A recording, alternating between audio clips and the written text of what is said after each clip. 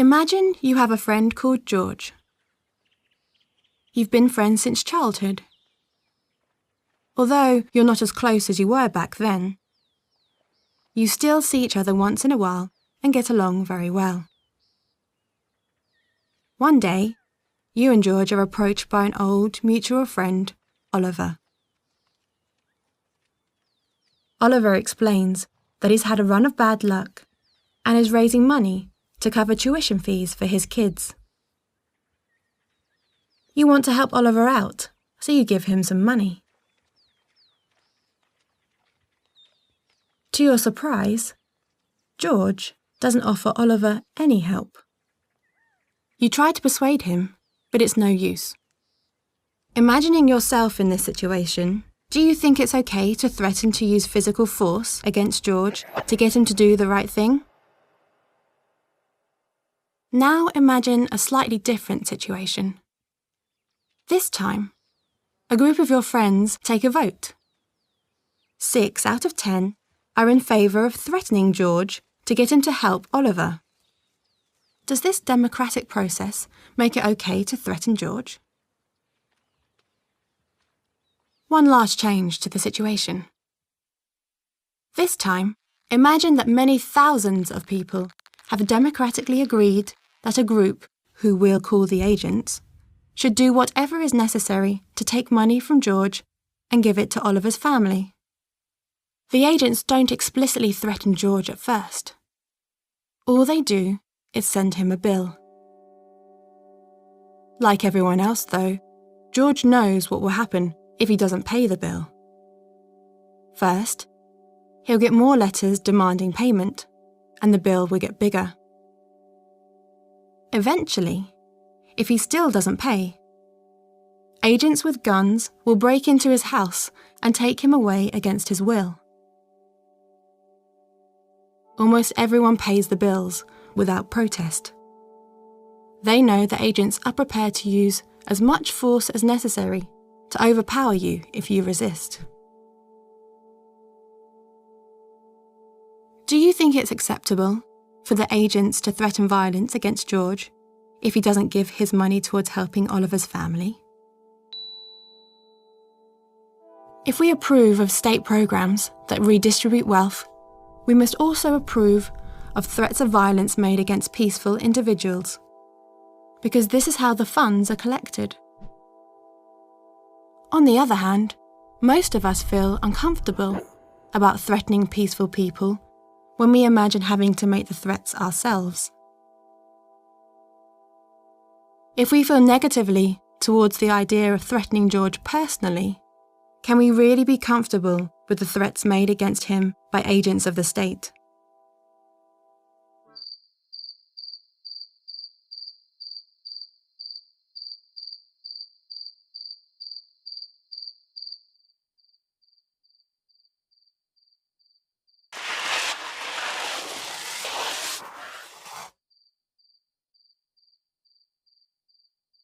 Imagine you have a friend called George. This story was misleading. George isn't being threatened, he's just being asked to pay his fair share like the rest of us. If he doesn't like the arrangement, he can always leave. Let's start with the question of whether or not the state threatens people. Imagine a desert island.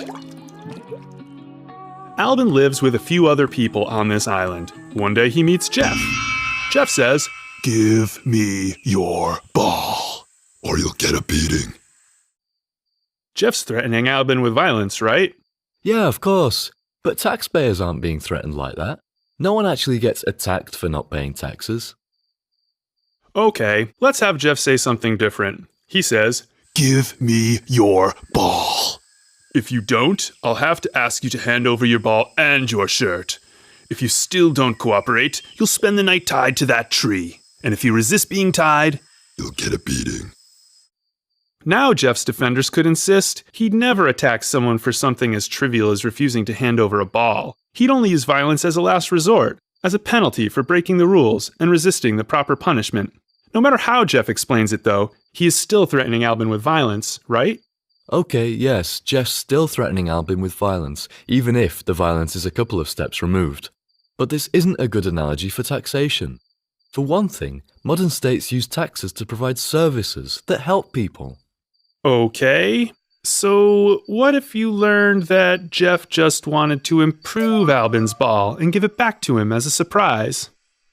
I guess I don't see Jeff as so much of a bad guy anymore, but he is still threatening Albin, which isn't okay. There are more differences between Jeff and the state, though. The state relies on taxation so that it can provide stuff that just wouldn't be possible otherwise, like roads. Private roads do exist, you know. Alright then, essential services like firefighters. There are private fire services too. Well, what about a reliable social safety net? Charity alone isn't enough. Before the compulsory welfare state crowded them out, there used to be lots of mutual aid societies. Together with charities, they did a pretty good job of taking care of the needy.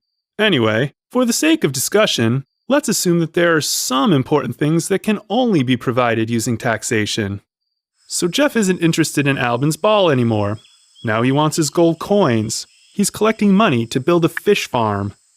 There was a serious fish shortage last month, and Albin agrees that a farm would be a good idea, but he doesn't trust Jeff with his money. He'd prefer to use it in other ways. Jeff says, "The farm will benefit everyone, and everyone else has paid their share. It just wouldn't be fair if you didn't chip in. That's why you'll get a beating if you don't hand over the money." Jeff just wants to prevent Albin from free-riding on an improvement that will help everyone. But isn't he still threatening Albin with violence? Alright. But in a modern democracy, it's the people who decide the law through their representatives. That's very different to an island where there's no representation. Okay, let's change things on the island to fix that. Some of the islanders decide that there should be a ruler with certain powers that other islanders don't have. This ruler is chosen by a vote, and Jeff was the first winner.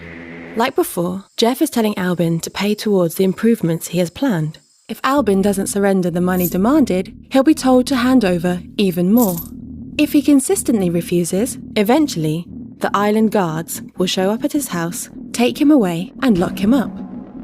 When his kidnappers arrive, Albin could try to get them to leave by shouting a warning and drawing a weapon. But he realizes it's far more likely that he'll be killed than succeed in escaping the state's chain of demands and punishments, at least while he's staying on the island. Wait. Police officers aren't killers. They don't usually need to be. But think about it like this. What do you think would happen if there was no danger to Albin of being killed, no matter how far he went in his resistance? If the guards just left people alone who defended themselves powerfully enough, word would get out that you could safely ignore their demands. I think a great many people would choose open resistance. I bet even those who liked the idea of a state would resist. They'd be asking themselves, why should I be the sucker paying a big chunk of my income for all these free riders when there's a safe and easy way out? The guards hardly ever use actual violence against people like Albin. As long as most people at least have the idea that resistance is futile, that's enough to keep the state functioning. Because the guards very rarely need to use violence, people might even forget that the state is ultimately ready to use deadly force to secure obedience. Yes, okay, so maybe taxation does depend on threats of violence. But that doesn't mean that taxation is theft. Every citizen is bound by the social contract. You live in a country knowing what's expected of you, and what the punishments are if you don't follow the rules. If you really don't like the terms, most states do allow you to leave. And I know what you're going to say. I never signed a social contract. But that doesn't matter. When the bill arrives in a restaurant, you have an obligation to pay even though you didn't sign anything. It's the same kind of thing with the social contract. By staying in a country, at least after you're old enough to leave, you're agreeing to abide by the rules and you're granting permission to have certain kinds of force used against you if you don't stick to those rules. Hang on a second. The restaurant boss gets to set the rules because he owns the restaurant. It's being the owner of a thing that gives you the right to say who gets to use it and how. Some people say that a social contract exists between the state and the citizen. Okay. But how did the state come to be the owner of the land it imposes its laws on? It's important to know, because if it's not the owner, then the state has no authority to set the terms of use of that land, and it's actually aggressing against the people it taxes. Some people don't believe that the state is the rightful owner of the land it claims. To understand why, think back to the island as it was right at the beginning, before we made all the changes. In some remote corner of the island, Albin finds some wood lying on the ground and uses it to build a hut there. Do you think that Albin owns the hut? Meaning, does Albin have the right to say how other people may or may not use the hut? Yeah, sure. Albin's the owner. Does Jeff have the right to demand that Albin follow a set of rules in order to continue using the hut? No, of course not. Jeff doesn't have the right to impose conditions on Albin because it's not his hut. If Jeff physically removes Albin, does he then become the rightful owner of the hut? No, Jeff would be in the wrong. The hut still belongs to Albin. He built it. What if Jeff announced one day that he owned the uninhabited Northern Hills, even though he'd never visited them himself, and then attacked anyone who tried to use that land without his permission? Would that mean that the Northern Hills were his property? No, that would just make him a bully. He wouldn't really own the hills. That's what I think too. It sounds like you agree with me about the two ways a person can acquire property. First of all, you can homestead a thing. That means creating or improving something that wasn't previously owned. Building a shelter using unowned materials on unowned land is an example of homesteading. The second way you can become an owner is if a thing's previous owner voluntarily gives it to you. This happens in trade, where the giving happens in both directions. There may be disagreements about exactly how you have to homestead something to become its owner, or how long you're allowed to leave a thing unused before someone else can claim it, but I think most people agree about the basics. Jeff doesn't own Albin's shelter or the hills. If voluntary transfer and original homesteading are the two ways to become an owner of a thing, then most of the state's claims to land ownership are suspect. That's because most of the land was already owned when the state took it by force, or the land was unowned, and instead of homesteading it, the state just threatened to punish users who didn't seek its permission. So, the state behaves like Jeff stealing Albin's shelter, or announcing that he owns the hills. But we don't believe ownership works that way. If we want to be consistent, I think we have to admit that the state doesn't own most of the land, and that there is no legitimate agreement between the state and most of the people it taxes. There is no real social contract, just threats of violence. But if we go back far enough, there are many pieces of land that were taken by force from someone. I live on land that was stolen less than 200 years ago. Does that mean I don't have a right to live there? It's a good question. An ancestor of the person the land was stolen from could show up and demonstrate that they have a better claim on the land than you do. But if no surviving ancestors are interested, then it might qualify as abandoned land. Abandoned land is treated like land that was never owned. It can be homesteaded and passed on through voluntary exchange afterwards. Okay, that does sort of make sense. But I'm not completely convinced yet. Let me think about it some more. Whatever it's used for, and however it's justified, taxation depends on a chain of increasingly unpleasant demands and punishments, ultimately backed by deadly force. Some people believe the state maintains mass threats of violence against peaceful people, that it illegitimately claims ownership of the land we live on, and that it's an aggressive institution incompatible with a truly civil society. Do a web search for some of these terms if you're interested in learning more.